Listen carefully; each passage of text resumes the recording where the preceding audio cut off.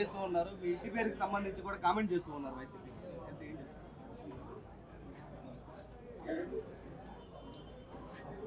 ఎవరో నాకు కితాబ్ ఇస్తే నా విలువ ఎక్కువ కాదు, ఎవరో నాకు కితాబు ఇవ్వకపోతే నా విలువ తక్కువ కాదు.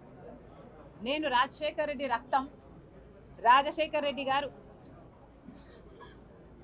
వైఎస్ రాజశేఖర్ రెడ్డి గారు అయినప్పుడు ఆయన బిడ్డ వైఎస్ షర్మిలారెడ్డి కాకుండా ఎలా పోతుంది?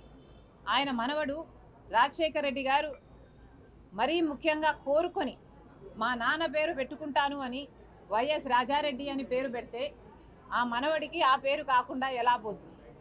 ఎవరు ఎన్నైనా మాట్లాడచ్చు వాళ్ళ స్వార్థం కోసం, కానీ నిజం ఎప్పటికీ నిలకడగానే నిలుస్తుంది. నేను రాజశేఖర్ రెడ్డి గారి రక్తాన్ని, ఆయన ఆశయాలను కాపాడడం కోసమే ఈరోజు కాంగ్రెస్ పార్టీలో ఇంత గట్టిగా ఆంధ్ర రాష్ట్రానికి వచ్చి పోరాటం చేస్తున్నా. మీరు ఎన్నైనా మాట్లాడచ్చు. ఈరోజు పొద్దున చాలా దగ్గరి మనుషులు కూడా చాలా విచిత్రమైన, చాలా బాధ కలిగించే కామెంట్లు చేశారు.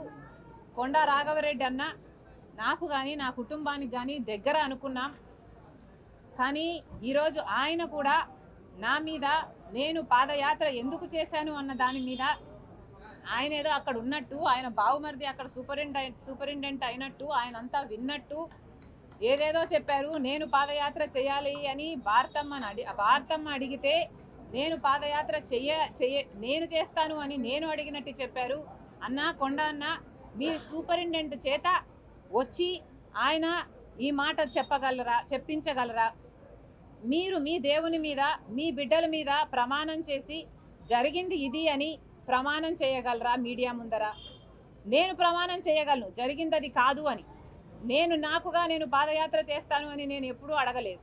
నన్ను కోరితే నేను ఒబ్లైజ్ చేశాను తప్పితే ఇది నిజం కాదు అని నేను నా బిడ్డల మీద, నా దేవుని మీద ప్రమాణం చేసి చెప్పగలను. ఇదే స్థాయిలో మీరు చెప్పగలరా?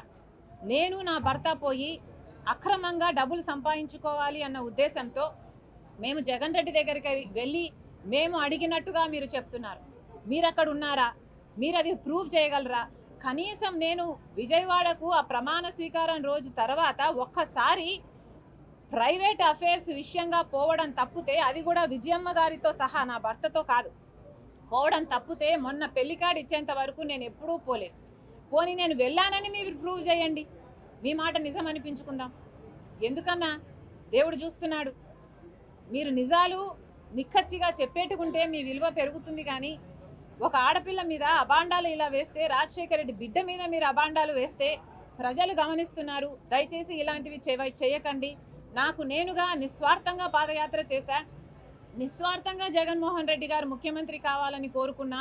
ముఖ్యమంత్రి అయినాక నాకు ఈ పని కావాలని కానీ, నాకు ఈ పదవి కావాలని కానీ నేను ఏ రోజు కోరిన దాన్ని కాదు. దీనికి సాక్ష్యం మా అమ్మే.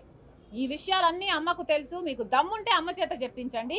పాదయాత్ర భారతమ్మ చేయాలనుకుంది. వద్దమ్మా.